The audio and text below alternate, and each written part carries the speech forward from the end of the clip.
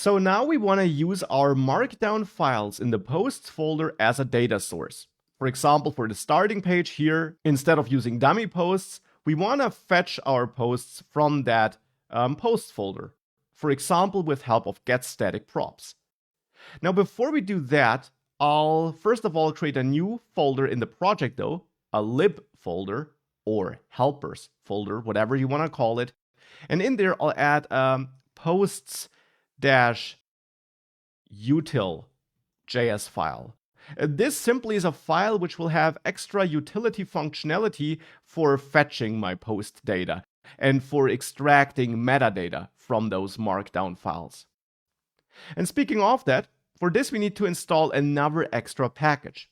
So quit your running development server and install an extra package with npm install, and that would be the gray-matter package. That's a package which allows us to read a Markdown file and split it into metadata and the actual Markdown content. Once that's installed, we can start the development server again. And now in posts-util.js, I want to add a couple of functions that fetch us all posts, all featured posts, and then also a single post. Now let's maybe start with all posts. Let's add a getAllPosts function here.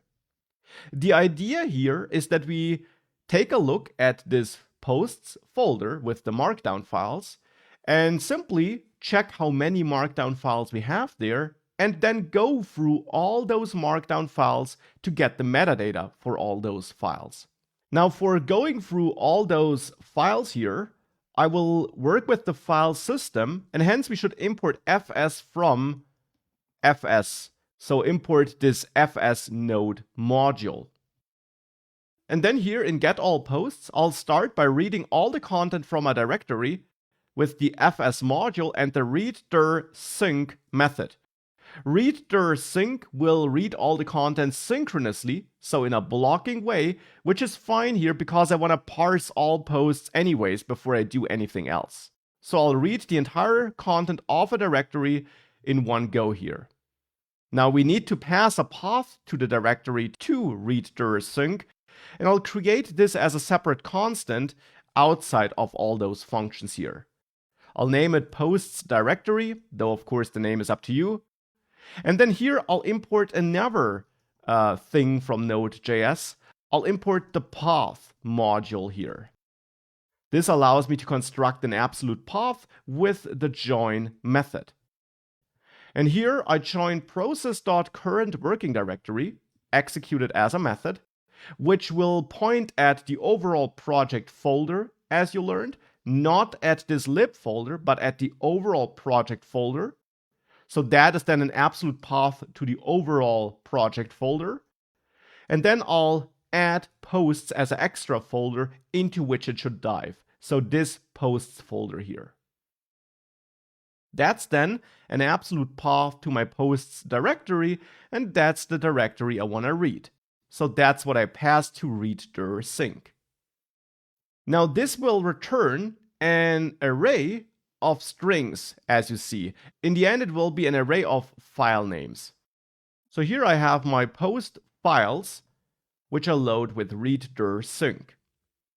As a next step, I now want to go through all those post files and dive into them to extract metadata and Markdown content. I also want to derive a slug, which can be put in the URL from the file name. So basically, I want to use the file name without the extension, which still is part inside of post files at the moment. Now for this, I'll add an extra helper function, getPostData, sounds like a fitting name, and here I expect to get the file name as an argument. Now in getPostData, we want to read the content of a file.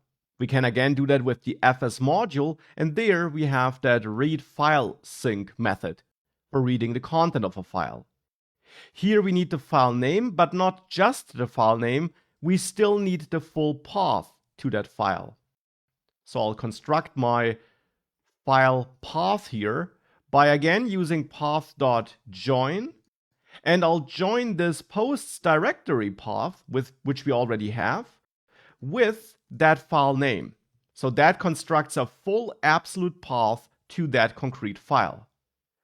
Now we can use this file path for reading the content of that file.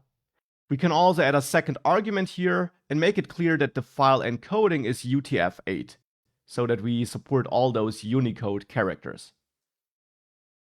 Then we got the file content here. That's what readFileSync produces.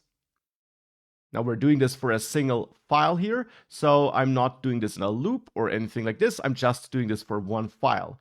We're going to call getPostData in a loop for all files later though. But here we then have the content of a single file, and now we know that in a single file we have this metadata and the actual content. Now the overall content is what Node.js extracted for us. To split it up, we'll use this gray matter package which we installed. So for this, I'll import matter from gray-matter like this. And matter is simply a function which we can call here, to which we pass a string. And our file content is just a string. It's the content of a file as text. So we pass the file content to matter, and matter will then return an object with two properties. With a data property for the metadata, so a data property which contains the metadata as a JavaScript object, and a content property which contains the actual content, the Markdown text, as a string. So we can use object destructuring to pull these two properties out of the returned object and store them in separate constants, data and content. And these names are not up to you. These are the properties in that object created by matter, so by this matter function. Now that we got that, we can prepare our own post data object, which should contain all that metadata and that content, but also contain an extra slug field with the slug, so with the file name without the file extension. For this, I'll first of all create my post slug here, and we can easily create this by using our file name and simply replacing the file extension with nothing. We could use a regular expression here to select the Markdown extension with this regular expression and replace it with an empty string. So this removes the file extension in the end. That leaves us with a slug, which is just the file name without the extension. And therefore, of course, you should make sure that your file names do have this slug format and do not contain any special characters or whitespace. And once that's done, we can prepare that post data which we return. Here I want to add a slug field and store my created post slug. I will then also spread my data in there. So the data we extracted from the Markdown file, and I'll add a content field and point at the content extracted from Markdown. And of course here we can use the shortcut. So that's now an object containing the data for a single post read from that Markdown file. And that's what I want to return here in getPostData. Okay, so now we have that getPostData function. We have getAllPosts where we get all those files. Now we want to call getPostData for every post we got here in getAllPosts. So there we can of course just create a for loop to go through all the post files we have here, like this for example. And for every file, we want to call getPostData and pass the post file, so the file name in the end, to getPostData. And since in there we use readFileSync, we will block the further loop execution until we parse that data. And that will be super fast, no worries. So that will not take long. It will be milliseconds. So then here we get our post data like this for a given post.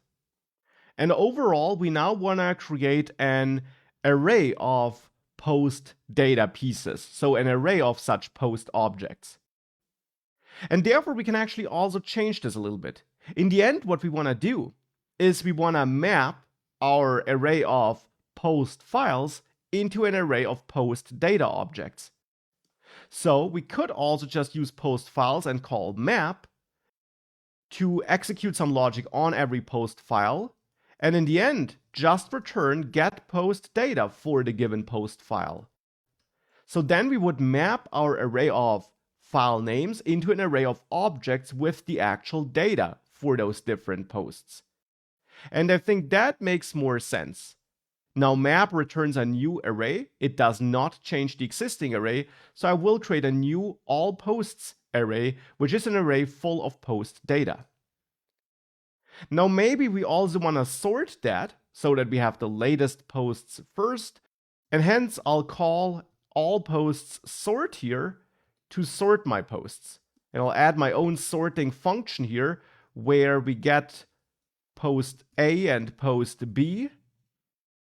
And in the end, we want to now check if post A.date is greater than post B.date. And if that's the case, return -1, otherwise return 1. That's the default JavaScript sort method, which will make sure that posts with a greater date, so more recent posts, are actually sorted in front of older posts.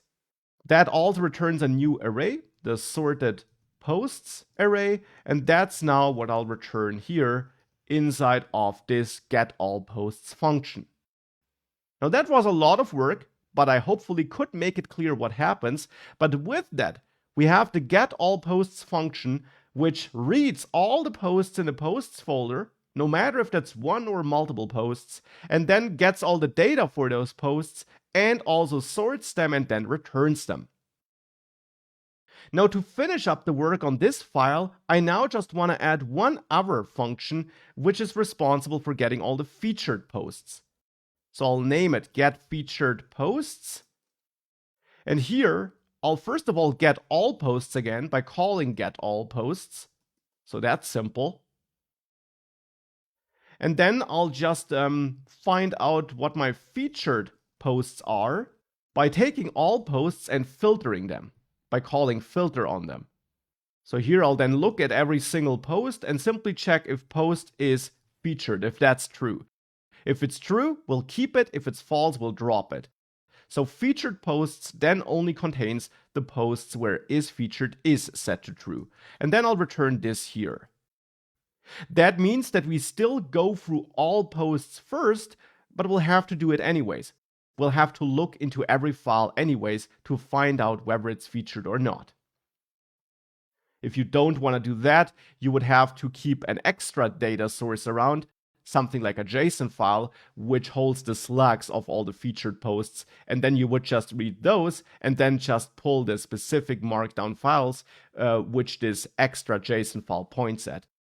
That could be an alternative for a bigger blog with hundreds or thousands of posts to increase the build performance a little bit, but for this blog, this approach is absolutely fine. So now we got all of this, and now as a last step, I'll export the getFeaturedPosts and the getAllPosts functions because we will need those to fetch that data.